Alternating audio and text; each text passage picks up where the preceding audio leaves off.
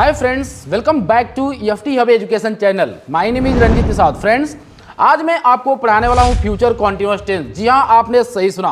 आज मैं आपको बहुत ही शानदार तरीके से फ्यूचर कॉन्टिन्यूअस टेंस पढ़ाने वाला हूं, वो भी थियरी विद प्रैक्टिस। हाँ, थियरी विद प्रैक्टिस, जो आपको अंग्रेजी लिखने में, समझने में और बोलने में बहुत मदद करेगा। फ्रेंड्स, अगर आप इस चैनल पर नए हैं तो कृपया करके इस चैनल को लाइक, शेयर एंड सब्सक्राइब जरूर कर लीजिए और बेल आइकन को जरूर दबा दीजिए।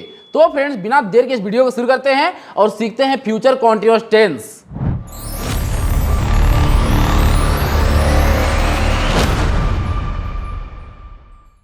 तो फ्रेंड्स, चलिए सीखते हैं फ्यूचर कॉन्टिन्यूअस टेंस। फ्रेंड्स, आप यहां स्क्रीन पर देख सकते हैं दिया गया है फ्यूचर कॉन्टिन्यूअस टेंस। फ्रेंड्स, आज हम लोग इसी को पढ़ने वाले हैं। दिया गया है यहां पर फ्यूचर कॉन्टिन्यूअस टेंस। इसका जो पहचान है, इसका जो आईडी है, जिस हिंदी वाक्य के क्रिया के अंत में रहा होगा, रही होगी, रहे होंगे आदि शब्द आता है, उसे फ्यूचर कॉन्टिन्यूअस टेंस कहते हैं। जिस हिंदी वाक्य के क्रिया के अंत में रहा होगा, रही होगी, रहे होंगे, वे लोग कल स्कूल जा रहे होंगे, रहा होगा। वे लोग कल किताब पढ़ रहे होंगे, रहे होंगे। वे लोग कल आ रहे होंगे, रहे होंगे। उसकी मम्मी कल खाना बना रही होगी, रही होगी। रहा होगा, रही होगी, रहे होंगे आदि शब्द आता है, उसे फ्यूचर कॉन्टिन्यूअस टेंस कहते हैं। इसका जो रूल है, ही, she, it, name and you देख साथ लगाना है आपको विल बी। एक बार और समझिए, ही, she, it, name and you देख साथ लगाना है विल बी, और आई और वी साथ लगाना है शैल बी, प्लस वर्ब का फोर्थ फॉर्म। जी हाँ, यहां पर वर्ब का फोर्थ फॉर्म लगेगा। आपको यहां पर ध्यान देने वाली बात यह है कि जब कभी भी आप कुछ लिखेंगे, फ्यूचर कॉन्टिन्यूअस टेंस से संबंधित आप कुछ लिखेंगे, तो वहां पर आपको देखिए इस रूल को फॉलो करना है। ही, she, it, name and you देख साथ आपको लगाना है विल बी, और आई और वी साथ लगाना है शैल बी।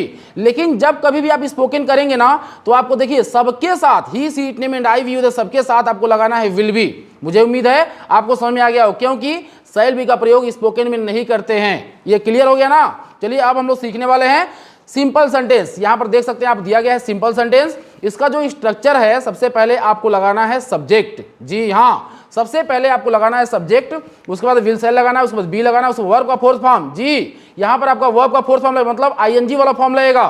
ऑब्जेक्ट लगाना है, उसके बाद अदर लगाना है।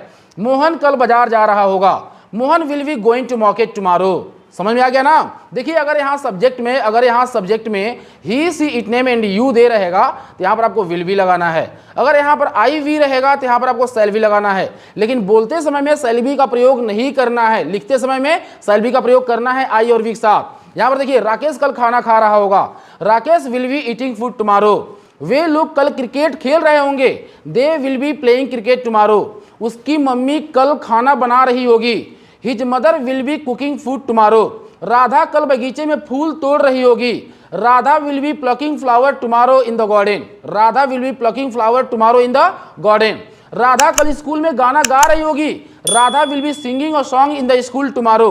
वे लोग आ रहे होंगे, दे विल बी कमिंग। वे लोग जा रहे होंगे, दे विल बी गोइंग। लेकिन एक मुख्य बात यहां पर यह है कि देखिए, सेंटेंस को समझना है, सेंटेंस का सेंस को पकड़ना है, जानना है। अगर नहीं समझेंगे तो यहां पर सेंटेंस गलत हो जाएगा। अगर मैं ऐसे बोलता हूं, वे लोग आ रहे होंगे, तो यहां पर तो फ्यूचर की बात हो रही है, लेकिन वे लोग क्रिकेट खेल रहे होंगे। समझिए मैं क्या बोल रहा हूं, इसका सेंस देखिए। वे लोग खेल रहे होंगे, बोलने का सेंस देखिए। वे लोग खेल रहे होंगे, तो ये फ्यूचर में नहीं है। आप समझ रहे हैं ना। यहां पर लगेगा ही वुड बी प्लेइंग। समझ में आ गया ना, क्योंकि ये फ्यूचर का पास्ट में है। समझिएगा, ही वुड बी प्लेइंग। तो इस तरह से आपको समझना है इसका। जो चलिए हम लोग निगेटिव समझ लेते हैं। यहां पर दिया गया निगेटिव सेंटेंस। सबसे पहले आपको सब्जेक्ट लगाना है, उसके बाद विल और शैल, नॉट, बी, वर्ब का fourth form, object, other.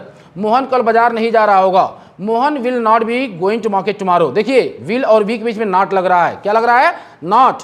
Rakesh कल खाना नहीं खा रहा होगा, Rakesh will not be eating food tomorrow. मुझे उम्मीद है ये भी आपको समझ में आ गया होगा। वे लोग कल क्रिकेट नहीं खेल रहे होंगे, they will not be playing cricket tomorrow. They will not be playing cricket tomorrow. Radha कल स्कूल में गाना नहीं गा रही होगी, Radha will not be singing a song in the school tomorrow. Radha will not be singing a song in the school tomorrow. वे लोग नहीं आ रहे होंगे, they will not be coming. वे लोग नहीं जा रहे होंगे, they will not be going. नहीं, अगर आपको ऐसे बोलना है, वे लोग क्रिकेट नहीं खेल रहे होंगे, वे लोग अंग्रेजी नहीं बोल रहे होंगे, तो यहां पर आपको वुड बी लगाना है। मतलब सेंस को समझ लीजिएगा कि आप सेंटेंस कैसा बोल रहे हैं। अगर वह सेंटेंस फ्यूचर कॉन्टिन्यूअस में है तो वहां पर आपको विल बी लगाना है। अगर वह सेंटेंस आपका अगर फ्यूचर पास्ट में है तो वहां पर आपको वुड बी लगाना है। ध्यान दीजिएगा। जैसे कि अब हम लोग पढ़ने वाले हैं इंट्रोगेटिव सेंटेंस। जी, यहाँ पर इंटरोगेटिव, अगर सेंटेंस के शुरू में क्या शब्द आ जाता है तो उसकी अंग्रेजी कैसे बोलनी है, कैसे लगानी है, कैसे बनानी है। जैसे कि सबसे पहले आपको विल और शैल लगा देना है, उसके बाद आपको सब्जेक्ट, उसके बाद बी, उसके बाद वर्ब का फोर्थ फॉर्म ऑब्जेक्ट अदर। क्या मोहन कल बाजार जा रहा होगा?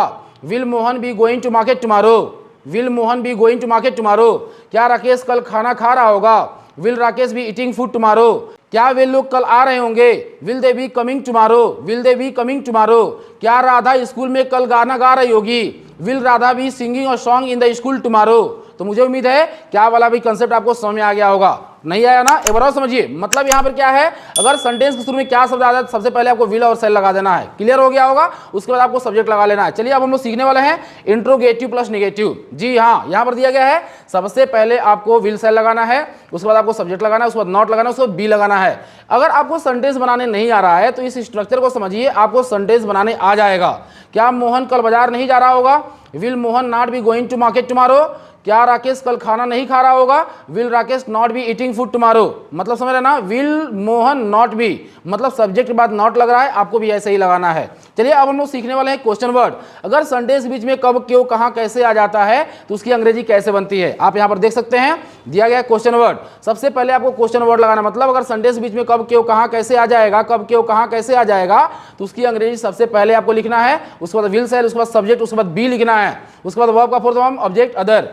मोहन कल बाजार क्यों जा रहा होगा? Why will Mohan be going to market tomorrow? Rakesh कल खाना क्यों खा रहा होगा? Why will Rakesh be eating food tomorrow? तो अब हम लोग सीखने वाले हैं क्वेश्चन वर्ड प्लस निगेटिव। आप यहां पर देख सकते हैं दिया गया है क्वेश्चन वर्ड प्लस निगेटिव। सबसे पहले आपको क्वेश्चन वर्ड लगाना है, उसको विल शैल लगाना है, सब्जेक्ट नॉट बी, वर्ब का फोर्थ फॉर्म ऑब्जेक्ट अदर, मतलब यहां पर नॉट भी लगाना है आपको। मोहन कल बाजार क्यों नहीं जा रहा होगा? Mohan will not be going to market tomorrow? Why will Mohan not be going to market tomorrow? Rakesh कल खाना क्यों नहीं खा रहा होगा? Why will Rakesh not be eating food tomorrow? वे लोग कल स्कूल क्यों नहीं जा रहे होंगे? Why will they not be going to school tomorrow? तो फ्रेंड्स मुझे उम्मीद है ये सारा का सारा कंसेप्ट आपको बहुत ही बढ़िया समझ में आ गया होगा। फ्रेंड्स हम लोग मिलते हैं अगले वीडियो में, तब तक के लिए बाय।